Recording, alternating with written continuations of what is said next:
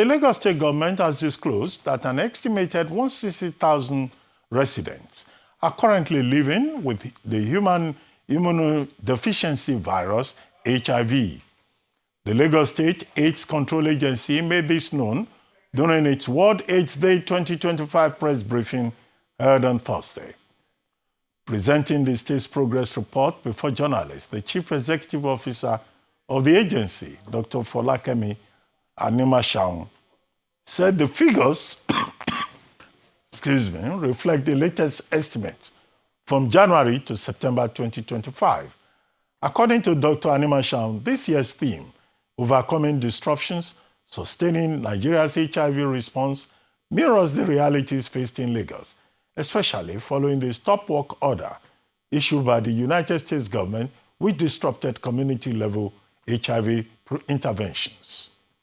In the meantime, a new report by the United Nations Children's Fund and the Joint United Nations Program on HIV/AIDS has shown that the provision of pre-exposure prophylaxis, the medicine taken by people at risk of HIV to prevent infection from sex or injection drug use, has abruptly declined in Nigeria, Togo, and Uganda.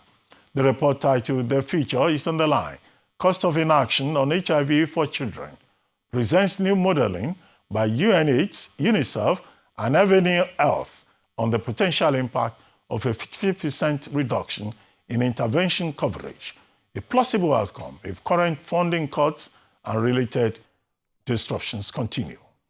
The analysis quantifies the human cost for children by comparing projected new HIV infections and AIDS-related deaths across multiple scenarios. Now, tomorrow is World AIDS Day, and we have with us in the studio Professor Alero Roberts, who is a consultant family health physician. She joins me now to share her thoughts on the prevalence of HIV/AIDS, not just in Lagos, also in Nigeria and across the developing countries, and the message of this year's HIV/AIDS Day, which is tomorrow, December 1, World AIDS Day. Good to have you on the program, Professor Alero Roberts. Thank you very much for having me. How are you? Well, first, let me congratulate you. Thank you on your achievement. The last time I interviewed you, you were still Dr. Alero Roberts. So congratulations to you on the attainment of your professorship. Now, the theme of tomorrow's event is about overcoming disruptions and the challenge specifically also for developing countries that have been affected by a lot of disruptions, underfunding, the continuation of stigma across the world, the inability of countries to meet the defined targets, 10 targets, by the way. Now, how do we overcome disruptions? What's your reaction to this year's theme? The first word that came to mind when I got the call and said, oh, would I come in and give this interview? The very first word that came to mind was complacency. Complacency is the top predator in public health. Complacency sets in when we rest on our oars and we take our eyes off the target and we think that, oh, the numbers are going down, the disease has become manageable. And we are now losing, because the issue is that if you are not moving forward, you're going to move backwards. We're at a tipping point now where we're looking at decades of gain in HIV, the progress against HIV/AIDS, and slipping back to having an increase in the number of new infections, increase in infections in children and an increase in inequitable increase in the new number of new infections. So that's the word that came to mind when we're thinking overcoming disruptions, transforming the AIDS response. But, okay, you are talking about complacency. On whose part? Many of these developing nations that have been affected, they are blaming the United States. They are blaming Donald Trump. In January, Donald Trump said, oh, he was blocking aid from the United States to many of these developing countries benefiting from American benevolence. Okay, now I think later, okay, he excluded HIV/AIDS drugs from it. But in many of these countries like Nigeria, we have 98% of the cases still at risk. In Lagos State alone, the authorities have reported that there are about 16,600 live cases. So should we blame Trump? No. Because America... No, no. Why not? No. He caused the problem. What problem did he cause? We cannot be sitting down talking about donor funding 25 years into this problem. But we have money to do everything else. Now think about it. Think about it very seriously. By the time a program relies on donor funding, we are sitting on a scaffolding, a deck of cards. Because once, and you know, you called me, and I will say the truth. To me, I've never liked donor funding. Donor funding for me is an issue of touch and go. They touch something, they do it, a vertical program, some few people are, and then boom, the program is over. 3 years, 5 years, the program is over and everything is left. Once you are talking about donor funding, you have a problem as a country. We have a problem. The science is strong. We have all the science that is needed to end AIDS. The next thing we need to do, ending AIDS is a political issue. Let's say the truth. It is an issue of leadership. And that's where we need to now look inwards and focus. I mean, you know me, I have a strong mouth, and government has never been my favorite friend, but I have to commend Lagos State government for what they are doing, because administration after administration after administration, we're seeing the health sector thrive. We are not all the way there yet. We have still got gaps and lapses, but we're seeing it thrive. Transforming AIDS has to be much more than just the emergency response that we've been applying all these years. It's now looking transgenerationally. It's now looking at the long-term view of building systems, resilient systems that outlast who is in government, outlast who is the Accountant General of the Federation. Okay. UNAIDS is saying that 55% of the decline in condom distribution is in Nigeria. Apart from talking about government, is there a problem with our people too? Yes. Yes. Yes. What is the nature of the problem? The deeper problem is that our health workforce has been overstretched, underfunded, undervalued for years. Condom distribution relies on the ability to change people's minds. And changing people's minds leads to changing their behavior. Who is going to talk to them? It's going to be the healthcare worker. It's going to be the person who can sit down with them, even on a one-on-one basis, address their concerns, and address issues. This is what we call the behavior change communication. Now you have a health workforce that is completely overstretched and underfunded, completely undervalued. How much work can they do? Right now we have a health workforce that is still applying an emergency response. Are you in A&E? But the actual day-to-day changing people's minds and behavior, which belongs to the wider allied health workforce, we don't value them. We're not remunerating them. We're not recruiting them. We're not retaining them. So yes, there's a problem with the people too. It's something we have to do, because at the end of the day, government come, government go. Now we are the people. We are the people of Nigeria. We are the people, the friends, your neighbors, who need to survive, who need to live and live well. So yes, there's a problem with the people. But what about at the individual level? People who say that condom is not necessary. Something must kill man.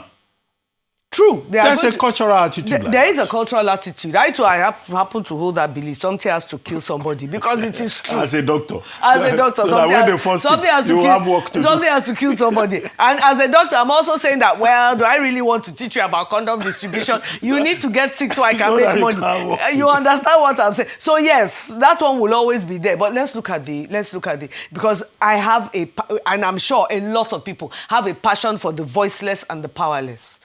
The children. Once children are involved, our hands are tied. We are duty bound to do the very best that we can at all levels. It just has to happen. And when we are talking about it's a two-way thing. Government has its part to play, the community has its part to play. Okay, but Nigeria has this thing they call the National Council or National Agency for Control of AIDS. Absolutely. NACA. And if you check the budgeting process, they've been receiving a lot of money. Yeah. Over the years. Yeah. Billions. Yeah. So are we also talking about the inefficiency of NACA? Yes. Because the whole idea is about local ownership. Absolutely. Of this HIV/AIDS campaign and sustainability. Is it that government itself does not consider NACA important, or that the people in NACA have been stealing our money? I think you've hit the nail on the head there. Oh. You have hit the nail squarely on the head. I did not say it, you did. I still have to go back and work with them. But the truth of the matter is that until we stop treating these things as a budget line, as a vote in the budget, as in where we can, and, until we stop that, and, we have a situation where we are building a robust system, the health workforce, the health infrastructure, the health financing, the health funding, until we build a robust structure that is resilient enough and accountable to the Nigerian people. You're going to have a situation where you're counting the billions and billions and billions you've given to NACA, and you're counting 2 million new infections in 2025, and we have not finished 2025 yet. Okay, I know when we talk about NACA, it's federal government response and all of that. But you singled out Lagos State. But even in Lagos State, they have reported cases increasing. Now, how about the other states? Do you think anything is happening in those other states? Unfortunately, I can only speak for Lagos State because I am in Lagos State. Because sometimes you have to be in the state, in the system, to understand exactly what is going on. So I don't want to cross lane and speak for other states when I really haven't. I go 2 days, 3 days, and I'm back. I haven't understood everything there is to understand about other states. So that's the only reason why it appears as if I've singled out Lagos State.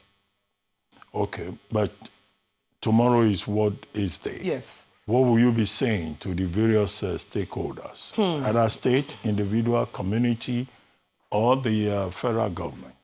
The truth of the matter is that at the community level, which is where I operate, there are so many interventions that have actually proven useful and effective in reducing the HIV, the HIV problem in pockets, so to speak.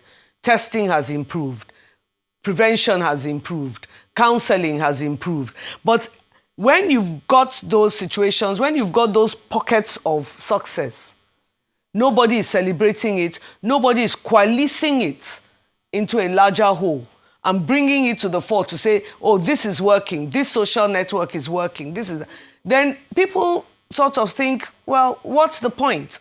I'm doing all this work, the remuneration is little to nothing, nobody is celebrating what I'm doing, I need to pay children's school fees. And they go. So when we are talking about the theme of this year, overcoming disruptions, it's not just a slogan. It's a warning. It's a warning. If services can be shut down by a stop work order from one man, we have a system that needs deep introspection. We cannot, at this stage of our nationhood, have a critical program shut down by one man in another country saying stop work. Think about it. So the truth of the matter is that what needs to happen now at policy level It's not mere cosmetic. We're not here to just talk big English and get away with it. We have to strengthen the human resources for health. We must take it seriously. It's not just a budget line. Right now, we're sitting here, resident doctors are on strike, allied health workers are on strike, and we want to celebrate World AIDS Day. With who? For what? For who?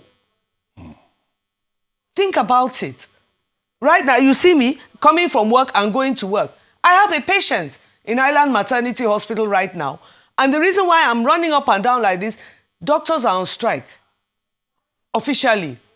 Of course, in Lagos State, they find a way because they've seen the value of their work and they are actually valued in this system. But we still have to be able to strengthen that human resources for health pipeline. We have to look at the level of domestic investment we are ready to put in. And it has to be a domestic investment that goes beyond who is in the State House. We have to do that. We have to improve things like surveillance, our data systems, technology. This requires real investment.